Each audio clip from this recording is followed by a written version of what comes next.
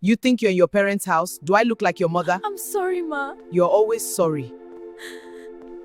My name is Amarachi, and there are some stories that never leave you no matter how many years pass. This is one of them. I am not telling you something I heard from someone else.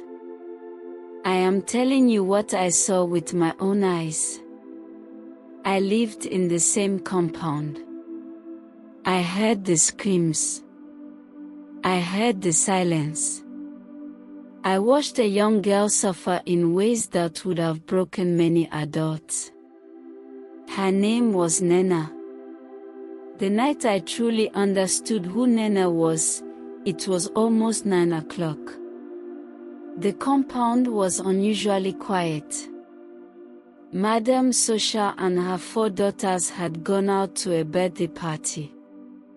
For once, there was no shouting, no insults, no sound of plates hitting metal sinks. I noticed a faint light under Nena's door. It was not electricity. It was the weak glow of a small torchlight. I stepped closer to my window and looked through the thin curtain. Nena was sitting on the floor, her back against the wall, her legs folded beneath her. A small torchlight rested on her lap, shining over an old textbook. Her eyes were tired and red, but focused. Her lips moved softly as she read. Every now and then she would pause, look up at the wall as if she could see beyond it, and whisper, "Mommy, I will make you proud." Then suddenly the piece shattered. Bang! Bang! Bang! The gate shook violently. She jumped so hard the torchlight nearly fell from her hand. "Open this gate!" Madame Social's voice screamed from outside, sharp and angry. The banging continued. Bang! Bang! Bang! Nena rushed out, her slippers barely staying on her feet. When she opened the gate, Madame Social pushed her aside roughly. "Why did it take you so long?" she demanded. "I was reading, Aunty." The slap came so fast that even I flinched from my window. "You were what?" Madame Social shouted. Abel stepped forward and laughed. "Mommy," she was holding book like Professor. Abub added, "Maybe she thinks she has already traveled abroad." Another slap landed. Then Madame Social reached for the cane she always kept nearby. Right there in the compound, under the bright security light, she began to beat Nena. The daughters stood and watched. Some smacked. Some whispered. The cane came down again and again. Nena did not scream. She did not beg. She only swallowed her tears. When Madame Social was done, she said coldly, "Since you like book, read Hunger tonight. No food for you." They went inside and locked the door. I watched as Nena bent down slowly, picked up her fallen book, and returned to her room. She sat down, turned the torchlight back on, and continued reading. Tears fell onto the pages, but she did not stop. That was when I knew they could hurt her body, but they could not control her mind. But Nena's suffering did not begin that night. It began long before that. Before tragedy, she was a happy girl. She laughed loudly. She ran around the compound barefoot. Her father used to call her "my professor" because she loved her books. Every evening she would wait at the gate for him to return from work. When he arrived, she would jump into his arms. Then one hot afternoon, everything changed. A car stopped in front of their house. Two men stepped out with serious faces. Minutes later, a scream filled the compound. Her father had died in a terrible road accident. He died instantly. Her mother fainted when she heard the news.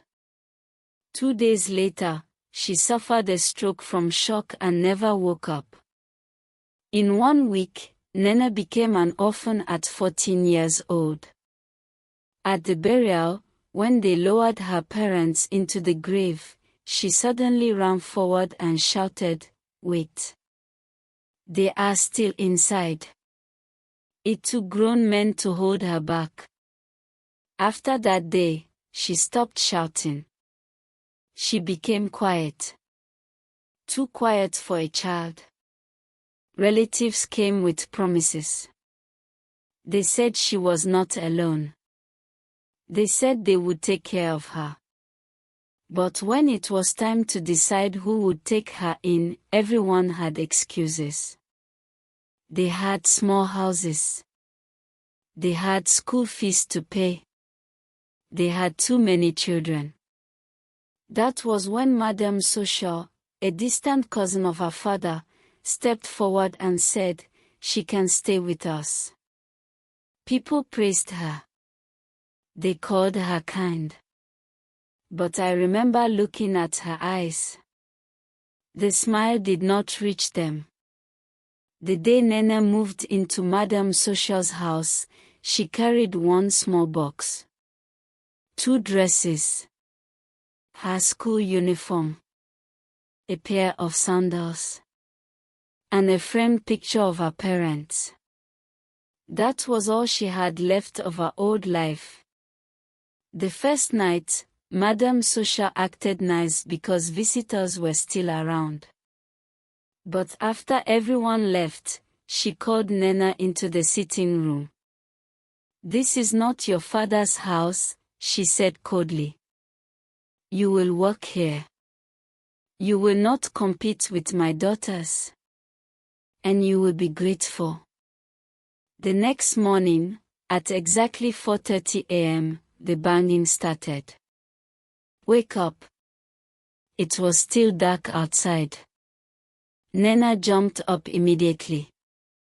She was handed a broom and told to sweep the entire compound.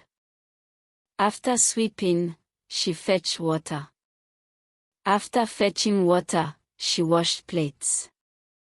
After washing plates, she prepared breakfast. Meanwhile, Ebo, Ebiub, Kizaram, and Chima were still sleeping. When they woke up, they sat at the table and ate. Nena stood and served them. She ate last, and sometimes there was nothing left. That became her daily routine. Every single day. No break. No appreciation. One day she broke a plate by mistake. The slap came instantly. Another day she slightly burned the rice because she was tired from washing clothes for hours. She was beaten again. If she coughed, she was accused of pretending. If she slowed down, she was called lazy. One afternoon, after scrubbing the bathroom and washing heavy clothes, she fainted in the backyard. Ebiub saw her and said, "She is pretending." Madame Social poured water on her face and shouted, "Stand up." When Nena opened her eyes, she whispered, "I'm sorry. Sorry for fainting." There was no hospital. No medicine. By evening, she was cooking again. There were nights when the daughters ate fried chicken and rice while Nena sat in her room drinking water to calm her hunger. One night I quietly passed her a piece of bread through the window. She held it carefully and said, "Thank you. God will bless you." Then she added something that broke my heart. "One day, I will feed children like me." She was starving, yet she was thinking of others. Another time, money went missing in the house. Without hesitation, Madame Social pointed at her. "It must be you. You are the outsider." They searched her bag, her clothes, even her pillow. Nothing was found. Later that night, Chime confessed privately that she had taken the money. But no one apologized to Nena. Instead, Madame Social said, "Next time, don't look suspicious." She simply nodded and continued sweeping the next morning. There was a school trip that required a small fee. Nena begged to go because it was important for exams. Madame Social refused immediately. That same weekend, the daughters went to a birthday party in new dresses. Nena stayed home and washed their clothes. Then there was the night she came home late from extra lessons. The gate was locked. Rain poured heavily. She stood outside for hours, shivering. When the gate finally opened, Madame Social said, "Learn respect." Nena entered soaked and still warmed food for the girls. But through everything, she held on to one thing: education. Every night, after finishing chores around 11 o'clock, she would turn on her small torchlight and read under her blanket. I often heard her whisper, "Education is my only way out." Then one day her school principal visited the house. He told Madame Social, "Your daughter is exceptional. She qualifies for an international scholarship." Madame Social smiled proudly in front of him. But after he left, her face hardened.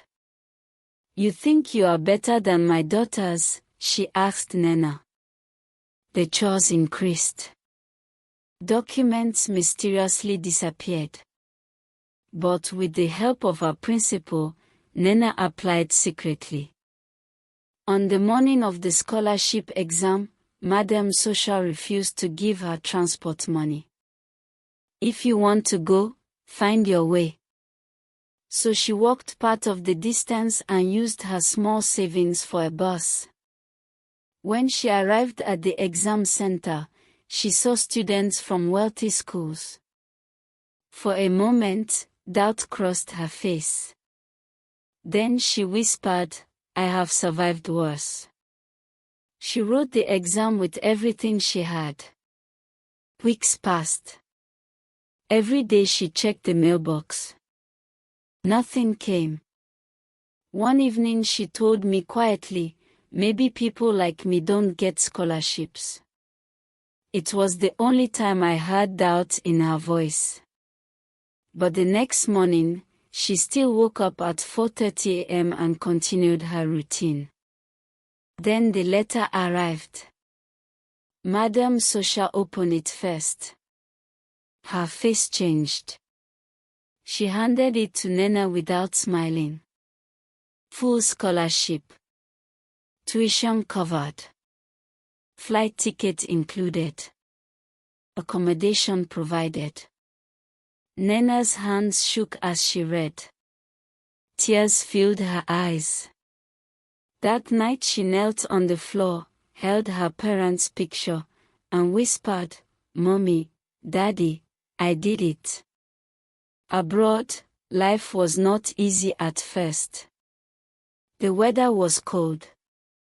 The accent was different. She felt lonely. But no one beat her. No one locked gates. No one called her an outsider. She worked part-time in the university library. She studied late into the night, but this time it was by choice. She graduated with honors. She got a good job. Her first big paycheck went to pay school fees for 3 students back home who could not afford it. She did it quietly. 5 years later, a black car drove into our compound. A confident young woman stepped out. It was Nena. Madame Social rushed forward and said loudly, "My daughter." But the power had shifted. Nena greeted her respectfully and handed her an envelope. "For everything," she said calmly. There was no anger in her voice. No revenge. Just dignity. Then she came to me and hugged me tightly. She whispered, "Thank you for the bread."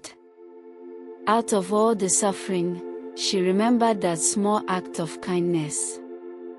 Today, she runs a foundation that supports orphans.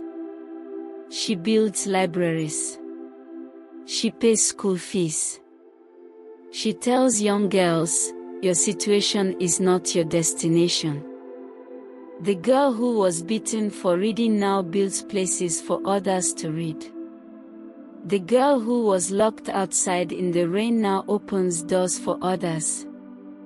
The girl who woke up at 4:30 every morning now wakes up to purpose. And I saw everything. Every slap. Every tear.